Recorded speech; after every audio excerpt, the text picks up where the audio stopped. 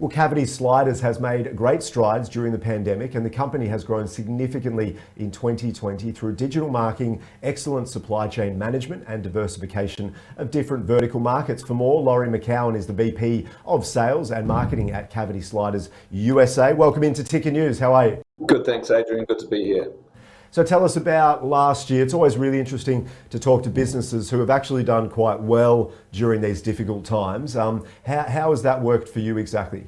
One of the things that we noticed at the start of the pandemic was a lot of our hospitality work went on pause. So we're thinking, what are we going to do? You know, our commercial business has been so reliant on this for the last 5 years.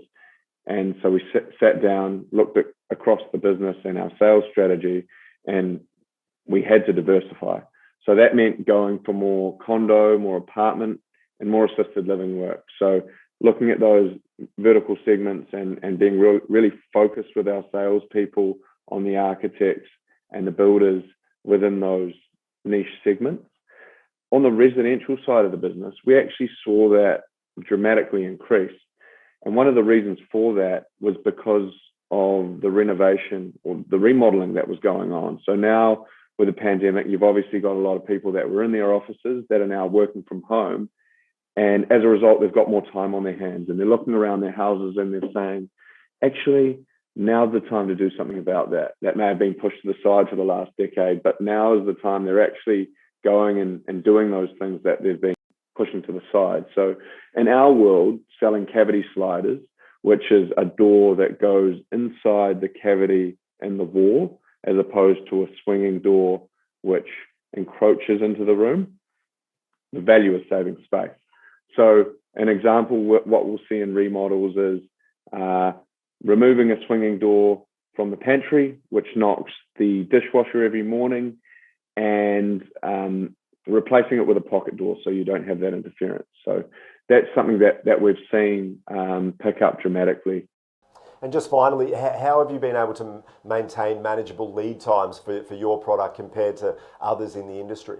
Hasn't necessarily been anything strategic, but the fact that we're a relatively smaller player than the big boys within the industry, as a result, we're a whole lot more nimble. So when other parties' lead times have blown out to 3 to 4 to 6 months, comparatively, you know, we've been able to retain that to a 3 to 4 week lead time. So in an industry where everyone calls up and wants something yesterday, that's been relatively well received. We have been able to, you know, keep communication really tight with our suppliers because there have been some dramatic increases there. And so that way we can have good insight on what's going on and plan accordingly. Inevitably, we've had to take on more stock to accommodate for those longer supply lead times, but it's been necessary to deal with this regardless. Yeah, great stuff, and congratulations. I think it's always good. We talk to a lot of businesses here at Ticker News, of course, and you know, some have struggled, but so many stories are great stories, and I think we need them in these particular times. Laurie, thanks so much for your time today. If we want to learn more, where's the best place to go? Cool. Check us out at cavitysliders.com or find us on Instagram. That's Cavity Sliders. Cheers.